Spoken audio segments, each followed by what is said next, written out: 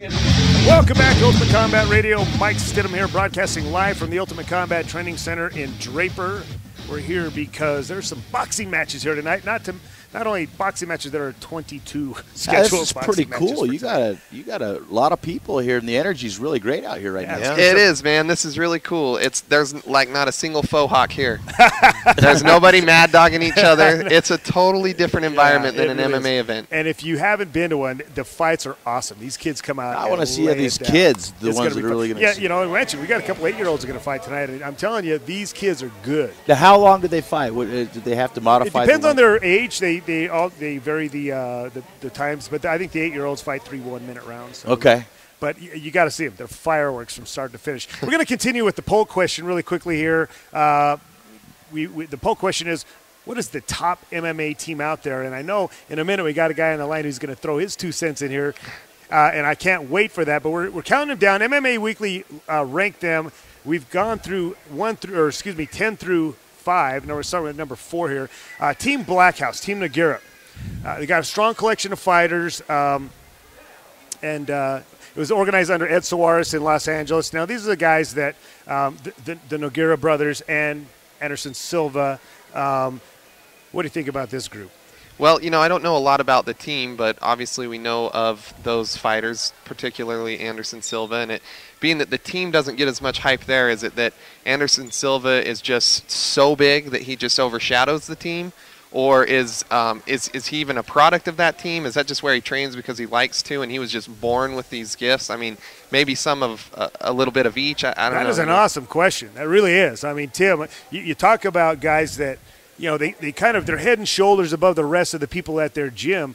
Is that an anomaly? Is that just because they're a gifted athlete, or do you think these guys are all receiving great instruction, he's just done something more special with it? Yeah, I mean, I think some people just have the gift, you know, and I think he's a perfect example of it, you know. But looking at some of those other ones, I mean, the fight at a camp that, you know, you can be pushed and, you know, challenged. That's the question. I mean, who is his training? Who's he training with? Who's really pushing and challenging him? Right. Well, you know, there's certainly a solid group of guys. And in fact, this camp, according to MMA Weekly, could be in contention for number 1. But they've just had a couple of guys that, you know, have kind of faltered of late. But they've certainly got the top, you know, some top names out there. Let's move on to number 3, the American Kickboxing Academy. Now, this has been a hot gym of late. They've had some big wins, and there's a guy that teaches judo, and he's kind of made his own style there, Dave Camarillo. Do you know much about him? I don't. He's a guy that people give a lot of credit to. That he's, in fact, one of the things they talk about him, he asks how cool can a submission be applied. He's kind of a dynamic submission guy where, you know, it's a lot of show, and you know, it's not just good to be good, but it's good to be good and look good. But it's also got a bunch of guys that have a wrestling base that have kind of gone into jiu-jitsu and judo. Josh Koscheck, John Fitch, you know, those are, you know, kind of the ilk that we're talking about. They're kind of started with a good wrestling base and kind of moved on with a good submission in addition to it. Well, you can't argue with any of those names, and it is, what, number 3 on the list? Number 3 on the list. And they've got, you know, they're striking instructors, Jerome Turkan, Mike Sotelo, and Kung Lee. You know, some pretty good striking guys. Yeah. I mean, they've got a bit of a name for themselves. Let's go on to number 2, American Top Team. I don't think there's a deeper talent pool anywhere in terms of just tons of good guys. Obviously, Jeff Monson, the Snowman's training down there with a slew of other great guys. And they're out of Coral Gables in Florida. Florida, yeah. Right, and a good bunch of guys down there. Yeah, it's interesting how some of these gyms are located in these, like, paradise-type places, right. Vegas, Florida, Yeah. California, and others are in, like, Lodi, and, you know, I don't know. It makes you wonder how big of a role does that play? I mean, right. You know, with the Lakers, they were always able to get big, great players because they're in L.A. You know, yeah. and you know, and then you talk about Lodi. Who wants to go there? But you know, people wanted to play for you know, the Green Bay Packers in you know, Milwaukee. Well, the other question is too is, you know, the Olympic centers and Denver up high altitude for a reason. You know, yeah, you're training right. at sea level. You know, I'm from Florida, and I know when I go back to sea level, it's a whole different game. So if I was going to put a camp, I'd put a camp above sea level. Agreed. For what it can do for you. It's a great point. Great Well, point. especially something that's going to be, you know, closer to Vegas too, because if you're training high and going to a lower altitude, you're going to do better. Way better. All right. Well, number 1, obviously, I think you can't really argue with Greg Jackson. He's got, you know, the 3 different places that he's doing his thing. He's got GSP, arguably the best fighter in the world, and then a slew of other guys. What are your thoughts on that? You know, I wonder sometimes with teams how much of it is that all the fighters themselves decided this is where we're going to train and that's what makes it great, or how much of it is the guy that's organizing that, the coach that's making those people great. You know, I've watched people bounce around even on the local scene where you just it almost goes in trends. Everybody just decides this is where we're going to go train, and you get a bunch of talent.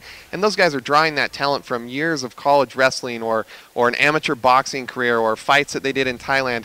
They're all pooling it together, and in a lot of situations, not speaking of Greg Jackson's team, but they all end up in one place because that's where one of the leaders decides that's where they're all going to go. Yeah. And then people immediately go, wow, that's the best team ever. They got George St. Pierre, they got this, they got Good that. God, I'm running out of time in the segment. So, All right. Well, I want to have our guests weigh in on this. Adam Legas on the line. In fact, he called to talk about his upcoming the Showdown show. But I do want to get his take on the top fight teams out there, because you had Greg Jackson at your gym just maybe a couple weeks ago, didn't you, Adam?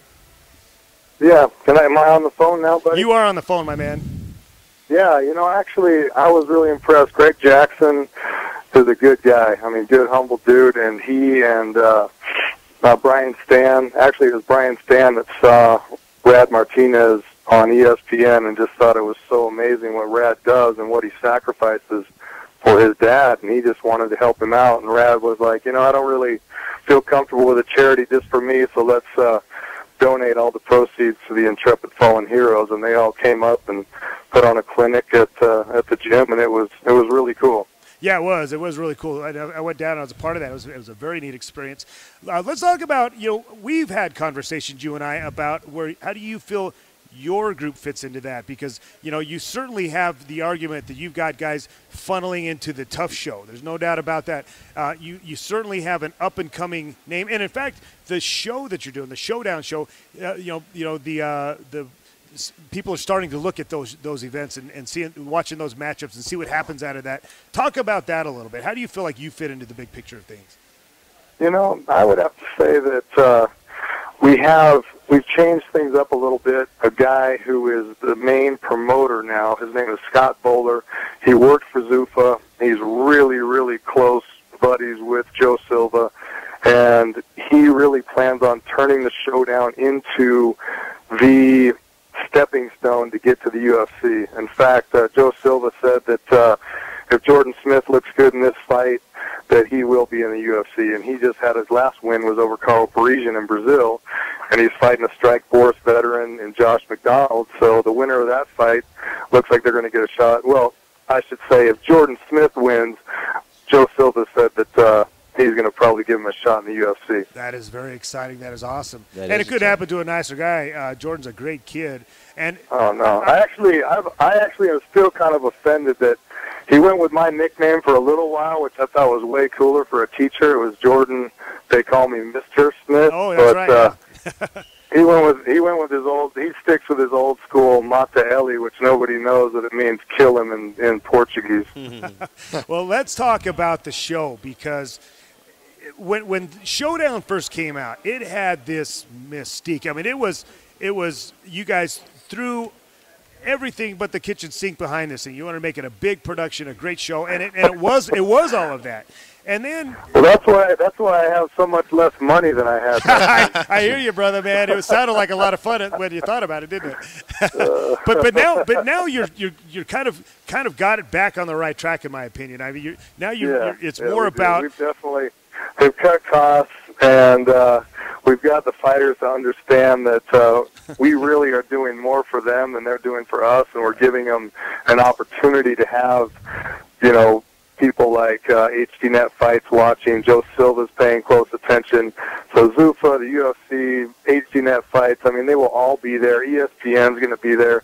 And so it really is a great platform for the top local talent to see what they've got and to see if they're ready for the next level. So they realize they don't have to make $20,000 off a fight there. They realize this is an opportunity for them. Yeah.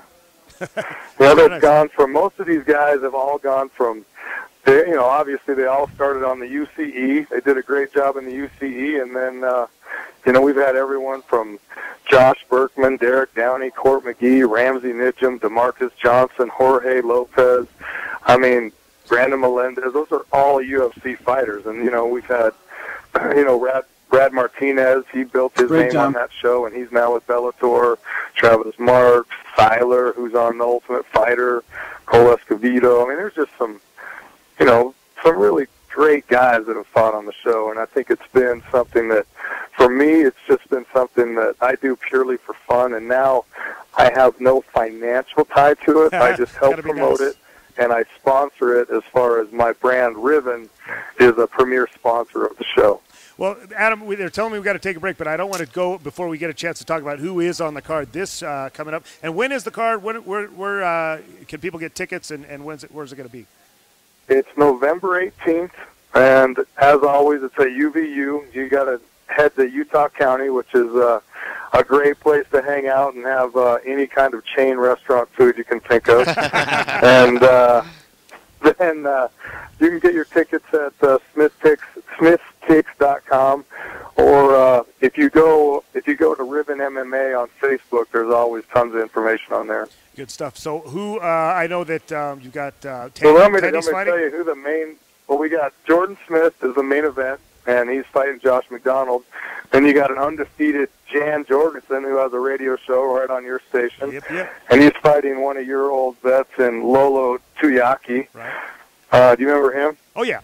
Lolo stops by every big heavyweight. Yep. And then you got Jerome Chavez Hatch is fighting the murderer Melendez. That ought to be fun. That's a good one. You know, and Jerome Hatch is 10-2 in his last 12 fights. He's beat Casey Escola, of course, Sugarloaf and Kafer for the big-time UCE fans. And then everybody likes, well, I mean, honestly, Tandy Schaefer packs the house because people love watching a really good-looking girl get at it. And she's fighting another gorgeous girl in Jenny Trujillo from California. So it's going to be two beautiful women getting after it, and they both have great skills. So that'll be interesting. Awesome. And to tell you the truth, Stidham, the guy that I'm really the most excited about seeing, besides my best buddy Dane Aristizabal, who everyone knows is a machine in jiu-jitsu, is Jason South against another undefeated fighter. So Jason South is 7-0, and he's fighting a Bellator fighter in Tim Ruberg, who's 6-0. So two undefeated guys, and Jason South is just a monster. I mean, his jiu-jitsu is crazy. I mean, he's beat, he beat Jerome Hatch. He's a national jiu-jitsu champion. I mean, those aren't names that people know, but Tim Ruberg versus Jason South, in my opinion, might be the best fight on the whole card. People are going to know who Jason South is very soon, I assure you that. Hey, Adam, I appreciate you coming on, man. It's always great chatting with you. And hopefully between now and November 18th, we can get you to come back on, or maybe get some of these fighters to come on. We'll chat more about it. Hey, you name it, we'll get anybody on there. Thanks again for having me, and it's great talking to you guys. Thank you, sir. Adam Legas joining us on the program. I always love having him coming on the show. We're going to be talking to Dr. Tim Goodwin about knee injuries when we come back.